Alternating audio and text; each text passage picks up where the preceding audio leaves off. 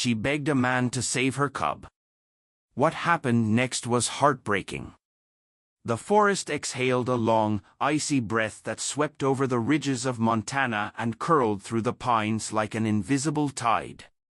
It was the kind of morning that numbed fingers through gloves and made the trees groan softly beneath their coats of frost. Deep in that hush, nestled between clusters of snow-draped firs, stood a small log cabin, smoke curling from its stone chimney in a thin, steady ribbon. Inside, Dr. Henry Blake, 70 this coming December, though still strong in frame and presence, sipped coffee from an old enamel mug. The wood stove crackled as logs gave way to glowing embers, casting the single-room interior in warm hues of orange and amber. His dog-eared copy of Field Notes on Earth Cedar Behavior lay open on the table beside a lantern. He'd read it so many times he barely needed the pages anymore. This was a morning like any other, or so he thought. The kind built for silence and solitude, for the rustling of old memories and the comfort of routine. He was halfway through his first sip when he heard it, a thin, high-pitched cry, short, desperate, and out of place. Henry blinked, still. He'd lived in these woods for over 30 years, long before he'd retired from wildlife veterinary work. His ears were trained. This wasn't birdsong or the wind twisting through branches. This was pain, animal pain. Abandoning his coffee, Henry grabbed his coat, slid into his boots, and stepped into the snow. The air slapped him like cold steel, frost clinging to his beard as he moved toward the tree line. The sound came again, closer now, urgent. Branches cracked underfoot as he pressed on, moving steadily through the undergrowth, boots sinking into soft layers of white. Then he saw it. At the edge of a narrow clearing, where snow gave way to a patch of ice-hardened earth, a bear cub huddled beneath a pine bough. Its dark brown fur was spiked with frost, and its right front paw was twisted at an unnatural angle. Blood marred the snow in stark contrast. It whimpered again, curling tighter into itself as Henry slowly approached, palms forward, speaking softly in a voice both gentle and sure. "Hey there, little one. Easy now. I'm not here to hurt you." The cub's eyes, wide, wet, frightened, locked onto him. Its breath came in short puffs, fogging the air. Henry knelt, careful not to close the distance too quickly, noting the torn skin and swelling. That paw had been hit hard, maybe by a stone, or worse. He was reaching for the pack slung across his shoulder when laughter echoed from the trees beyond the clearing, harsh, careless laughter. From the brush emerged 3 teenage boys, snow pants dusted in frost, one holding what looked like a slingshot, another gripping a long branch with jagged bark stripped away. They paused when they saw Henry, their amusement faltering. The tallest boy wore a smirk that vanished under Henry's stare. "You did this?" Henry asked, voice low but firm. The boy shifted uneasily. The one with the stick shrugged. "It's just a cub. We didn't mean to really hurt it. Just wanted to see what it'd do." Henry stood tall despite the stiffness in his knees, the kind of tall that doesn't come from height but from a presence that filled the space between them. His voice didn't rise. It didn't need to. "Leave." They hesitated. Henry took a step forward. Now, the woods held their breath as the boys stumbled backward and vanished into the trees, their tracks scattering through the snow like guilty thoughts. Only when the last echo of their boots faded did Henry kneel again. The cub hadn't moved. Its body shook, eyes darting toward the forest's edge. Then, the forest changed. The air grew impossibly still, and the birds, what few dared the cold, fell silent. Henry felt it before he saw her. The shift in energy. The way the hairs on his neck lifted. Slowly, carefully, he turned his head. There she stood. At the edge of the clearing, half shrouded by mist and shadow, a fully grown grizzly. Massive. Broad-shouldered. Her fur thick and dusted with frost. Her eyes fixed on him, unreadable, golden-brown, ancient. She took a step forward. Snow crunched beneath her weight. Henry froze. He had no weapon. No plan. Only the calm born of decades spent among the broken, bleeding things of the wild. He raised his hands slightly, not in fear, but in quiet transparency. "I'm helping your baby," he said softly. "That's all. Nothing more." The mother bear made no sound. No charge. No gesture of aggression.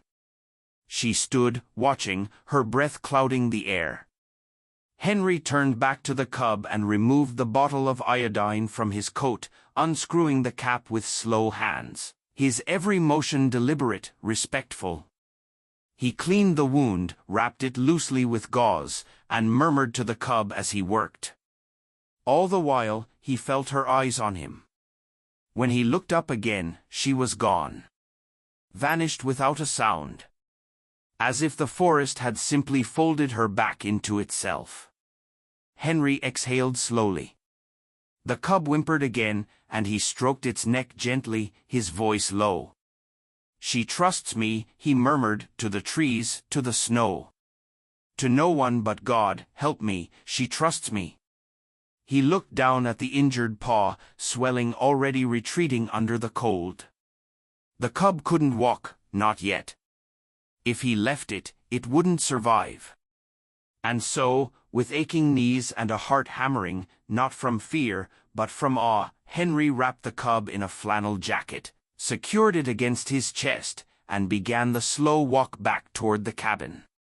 The woods behind him held their silence. But the feeling of being watched never faded. Not entirely. He knew she'd follow. Not close enough to see. Not loud enough to hear. But close enough to know. Back at the cabin, he laid the cub on a thick layer of blankets near the stove. The bear whimpered softly but made no move to flee. Henry worked through the rest of the morning, mixing formula, adjusting the wrap gently, checking for broken bone. He cleaned the blood from its fur and whispered things to it he hadn't said aloud in years.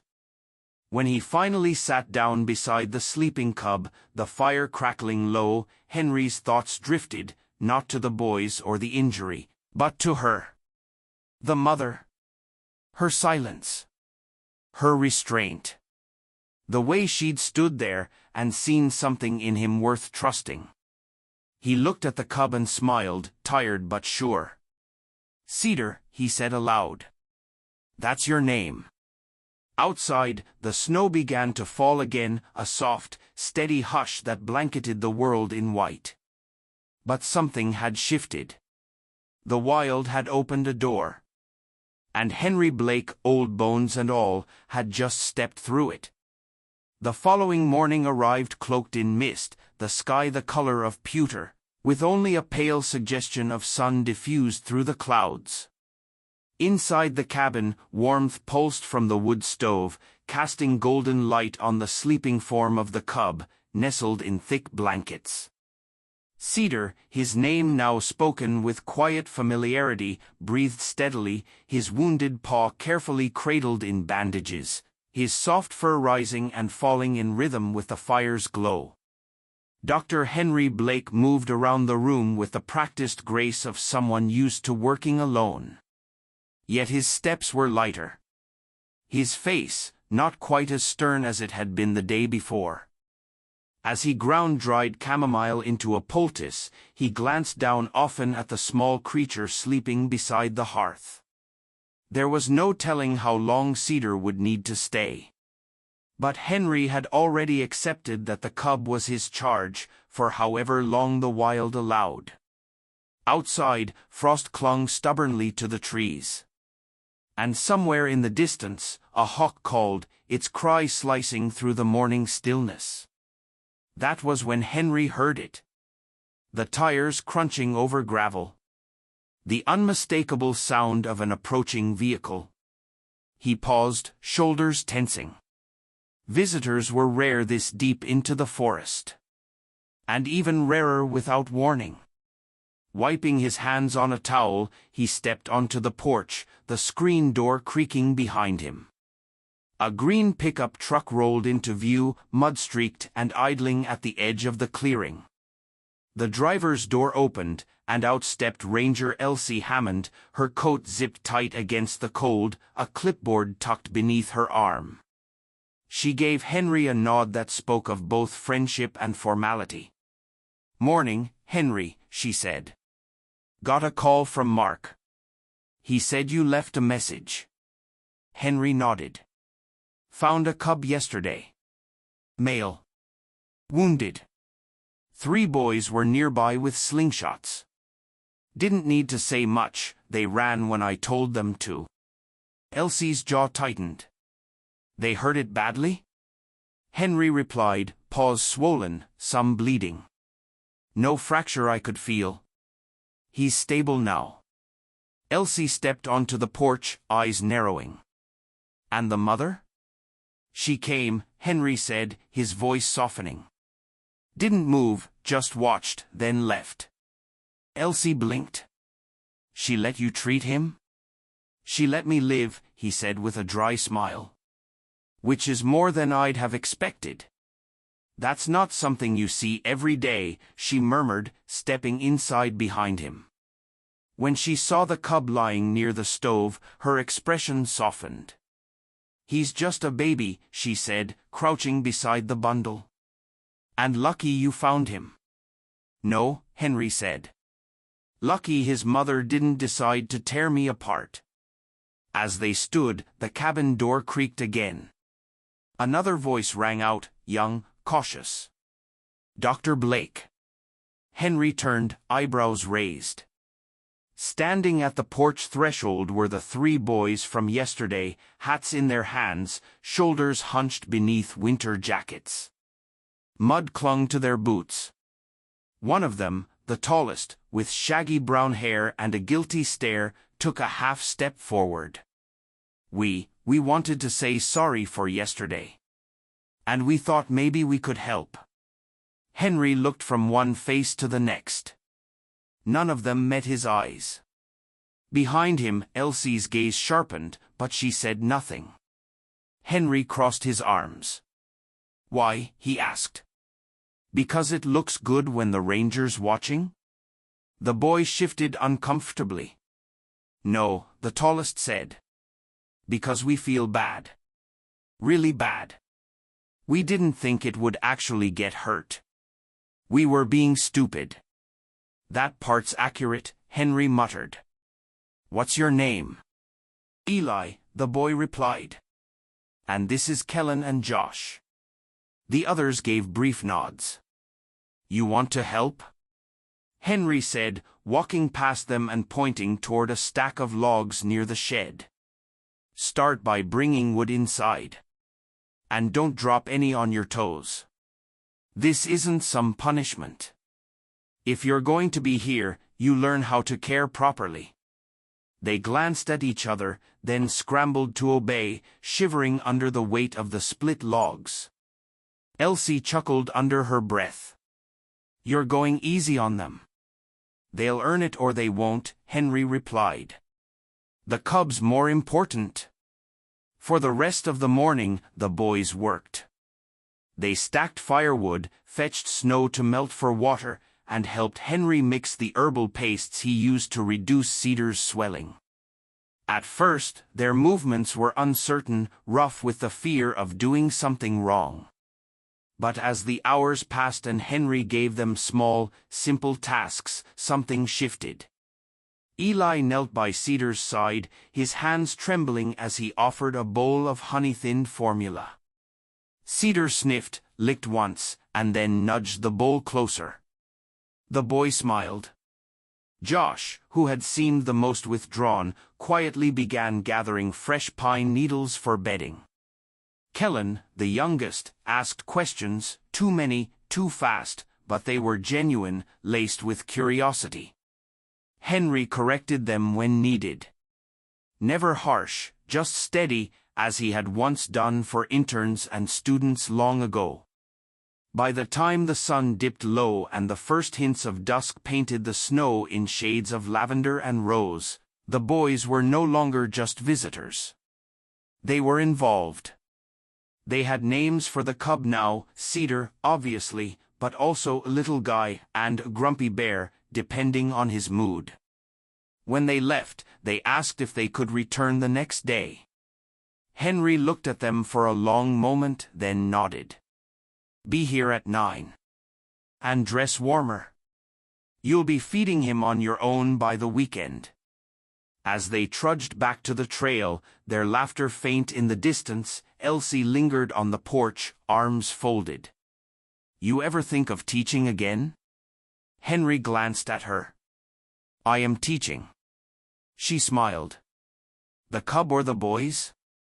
"Both," he said. That night, as Henry sat beside Cedar, watching the cub doze with a full belly and cleaner fur, he thought of the mother bear. Somewhere out there, she wandered the forest's edge, likely tracking their scent, waiting for a moment to reclaim what was hers. He imagined her eyes, ancient, knowing, watching his every move. Not out of malice, but out of need. And perhaps, in some distant, unknowable way, out of gratitude. The line between wild and man was thin, like ice on the river before the thaw. But maybe, just maybe, kindness was weight enough to hold it steady. Henry leaned back in his chair, firelight flickering against the ceiling beams, the forest breathing steady just beyond the walls. The silence settled in again, not empty, but full of something new. Something beginning. Snow fell through the night, quiet and deliberate, layering the forest in white until the world felt hushed beneath its weight. Dawn arrived slow and gray, the sky the soft color of a dove's wings as light crept over the peaks.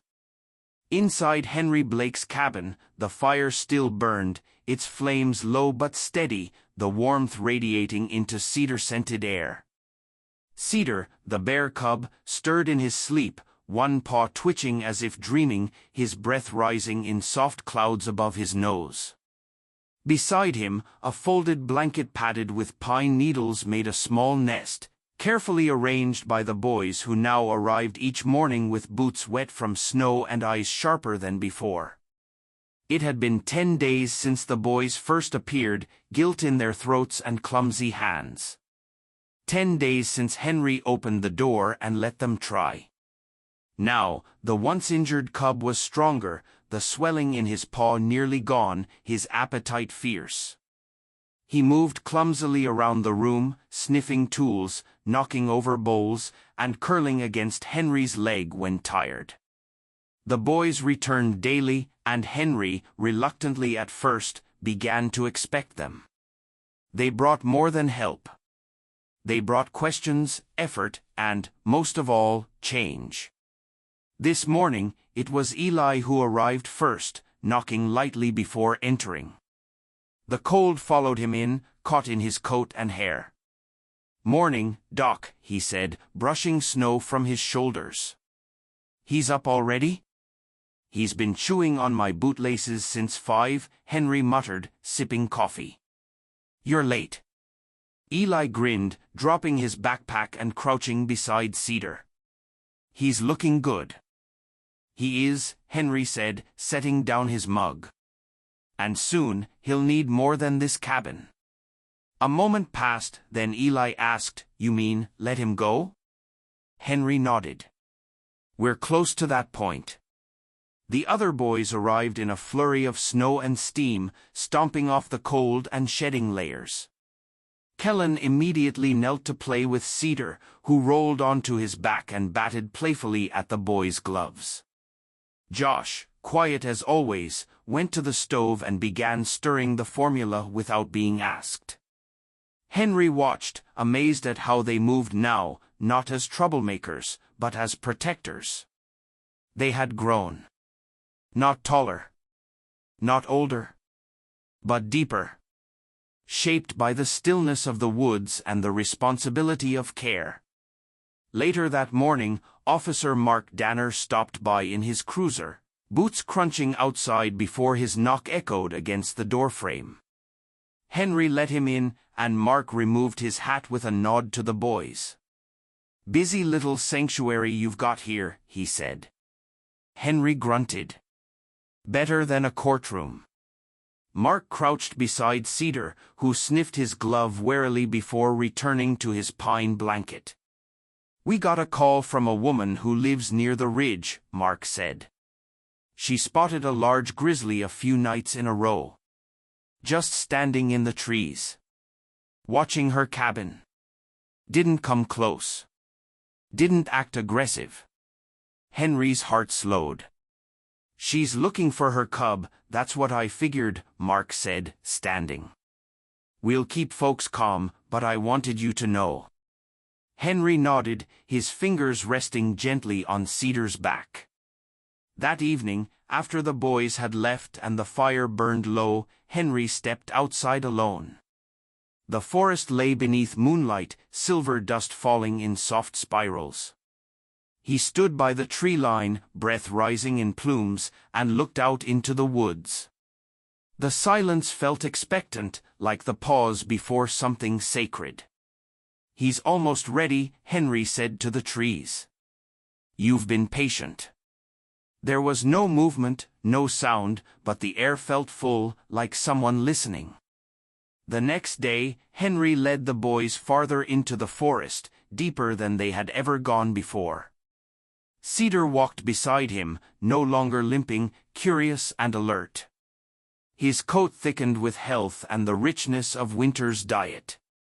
They reached a clearing, Henry's favorite place, where the pines formed a perfect circle and the snow always lay untouched until spring. "This is where we'll say goodbye," Henry told them. The boys looked down at Cedar, silent. "Not today," Henry added, "but soon." That night, after the fire had dimmed, Henry dreamed. In it, a mother bear stood at the edge of the clearing. She didn't move toward him, she simply watched, the same golden gaze fixed and steady. Cedar stood beside her, not as he was now, but larger, strong, proud, scar-healed, eyes calm. As Henry reached out, the dream dissolved into darkness. 2 mornings later, Cedar awoke restless.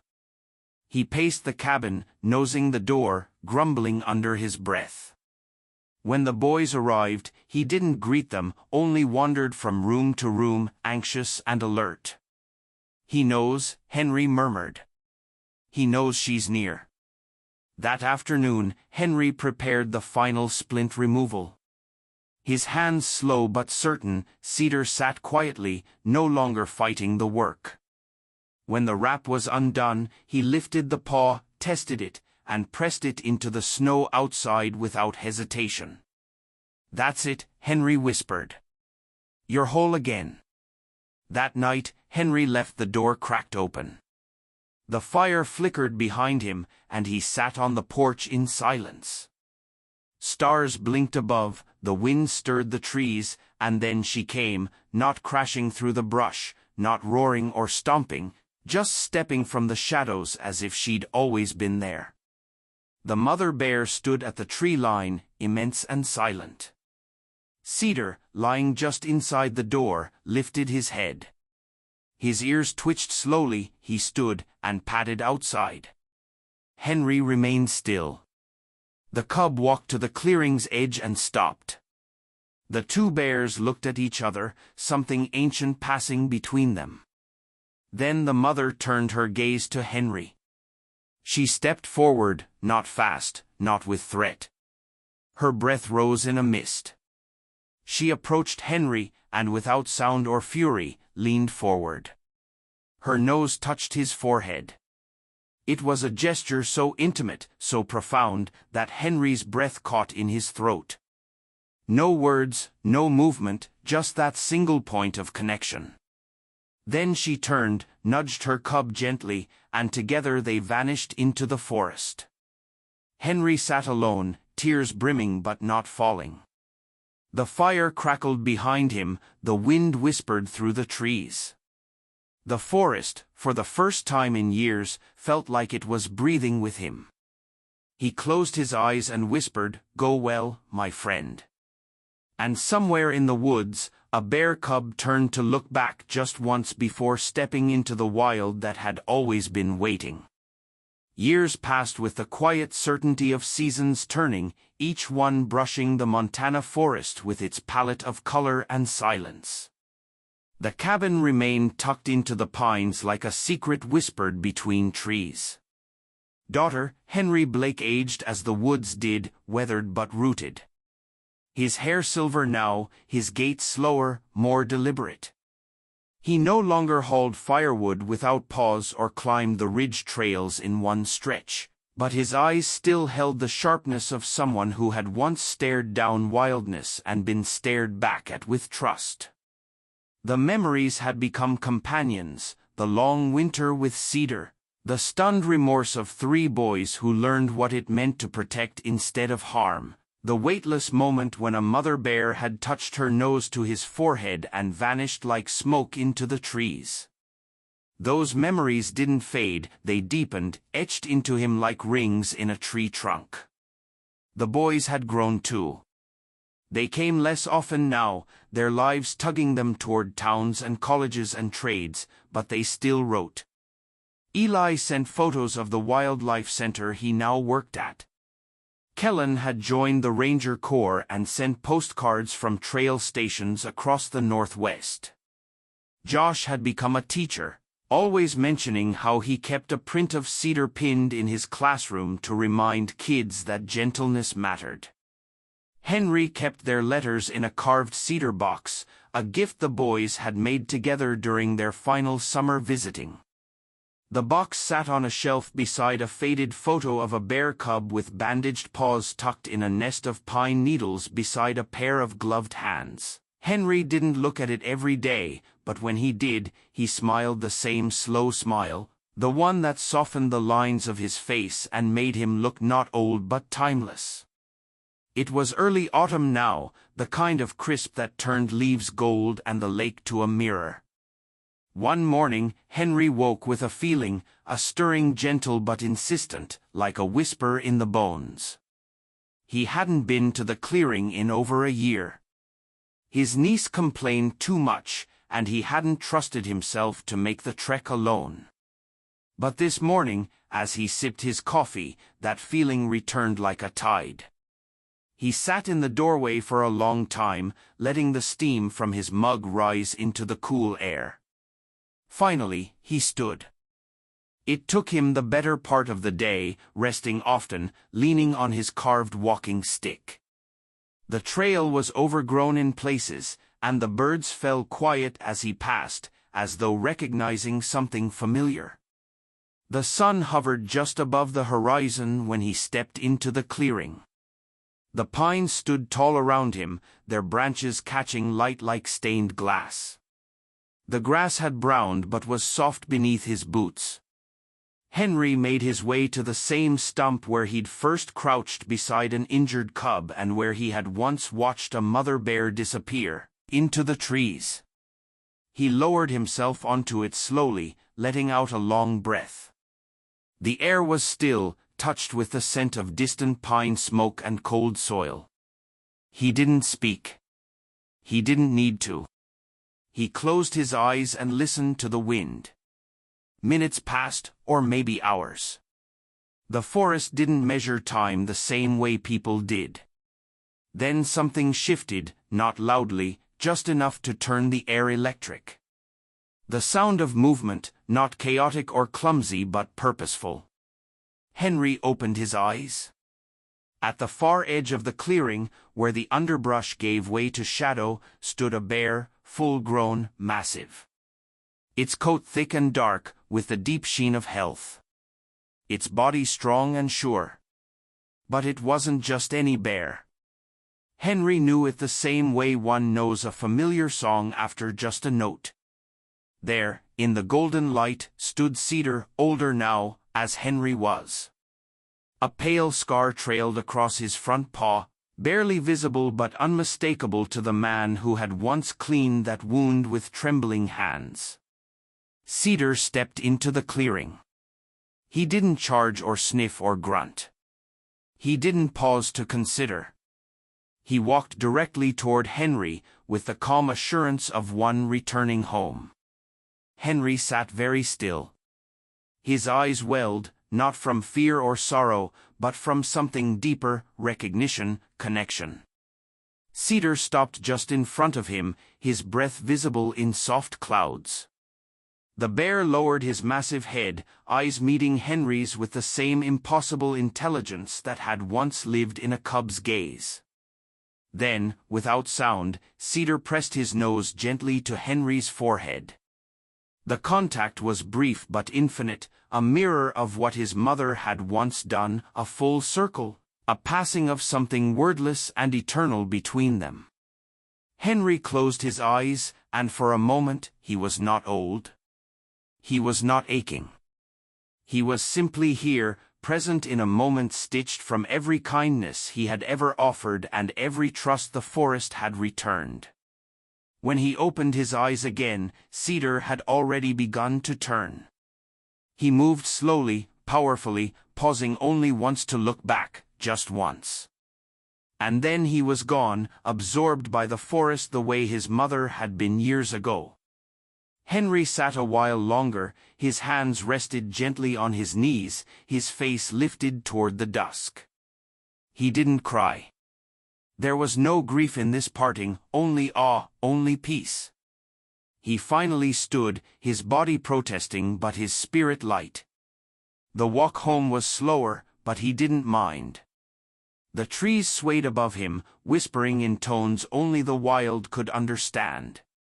When he reached his cabin, the first stars had bloomed in the sky. He lit the lamp by the window, then sat in his chair by the fire, the warmth seeping into his bones. He poured a splash of whiskey into his mug and raised it to the dark woods beyond the glass.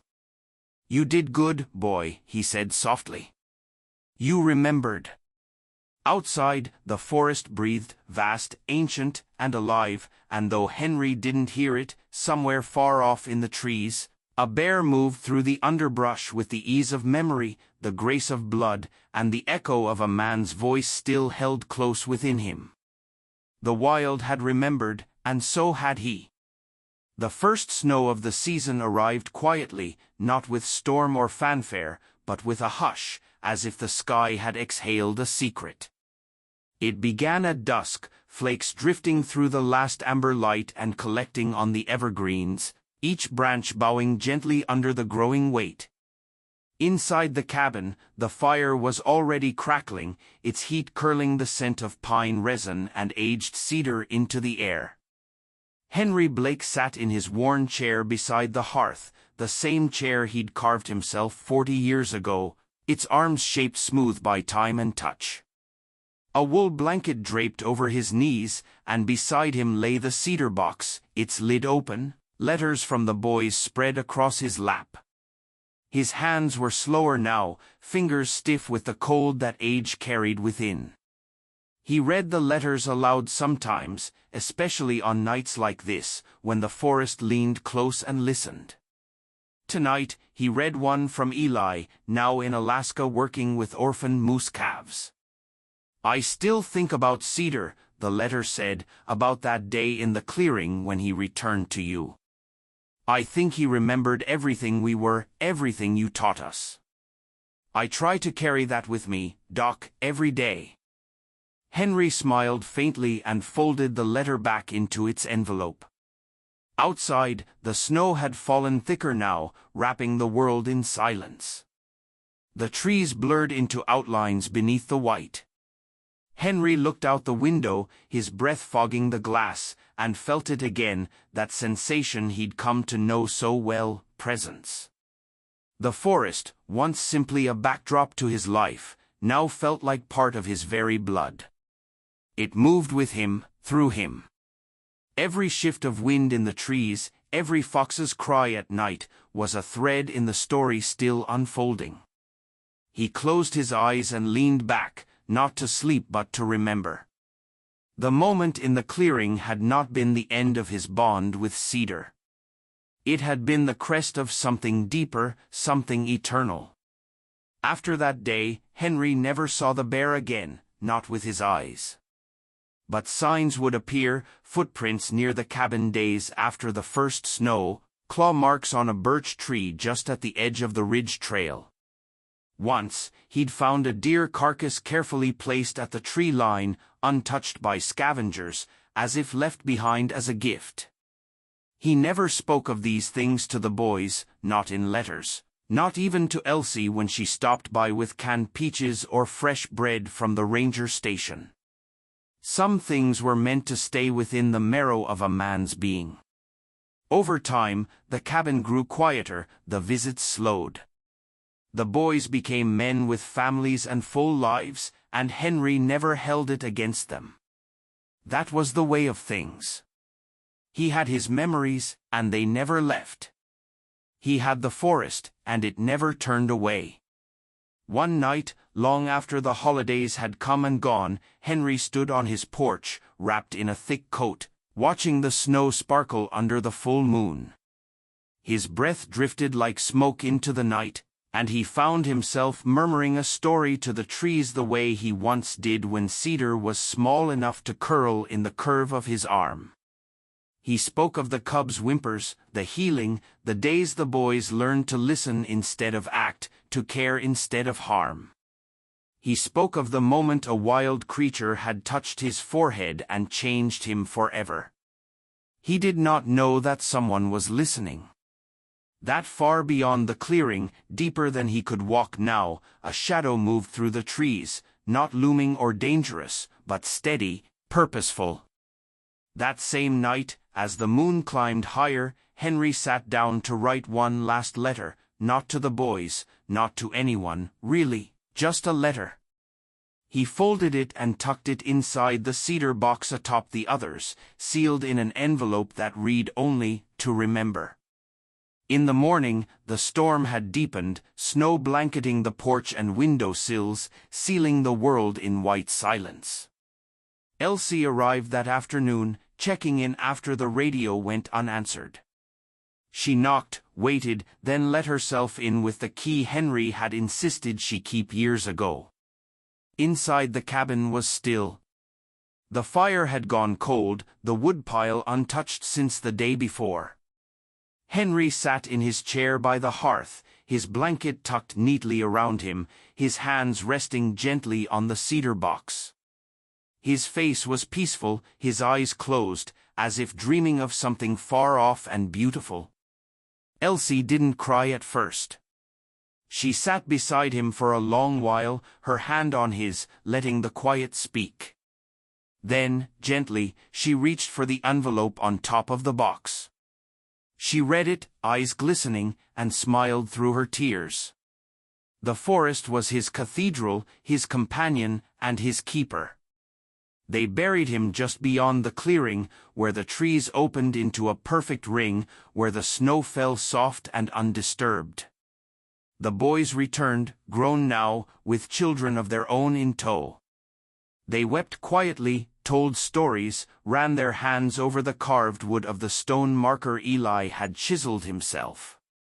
It read simply, Dr. Henry Blake. He listened. He healed. The forest remembers. That winter was long but not cruel. The snow was generous and soft. One morning, weeks after the burial, a ranger walking the trail paused at the clearing's edge. She knelt down, puzzled, and brushed fresh snow from a single, enormous paw print. It was crisp, recent. A trail of them led to the very place Henry now rested. And there, in the snow, just beneath the branches of a low pine, lay a single pine cone, gnawed at the edges, left with quiet deliberation. The ranger didn't touch it. She only whispered, "He came back," and left it undisturbed. In time, the cabin would become a place of stories. Schools would take field trips to the clearing. People would leave carvings or poems in the visitor log Elsie kept inside the cabin's main room, preserved now as a wildlife shelter. But none of them would ever fully grasp the weight of what had once passed between a man and a bear cub, between remorseful boys and wild grace, between trust earned and trust returned, except maybe sometimes, when the wind carried the scent of pine and fire, when the silence of the forest stretched long and listening. They might feel it, a presence, a breath, a memory living beneath the snow. Because kindness leaves a trail no storm can erase, and sometimes, when the wild is touched by love, it never truly lets go.